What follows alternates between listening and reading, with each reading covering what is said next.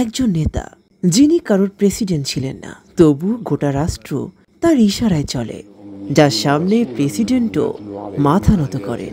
তিনি হচ্ছেন Ayatollah Syed Ali Hussaini Khamenei, যার জন্ম 1939 সালে। পেশায় ছিলেন ইসলামী পণ্ডিত ও শিক্ষক।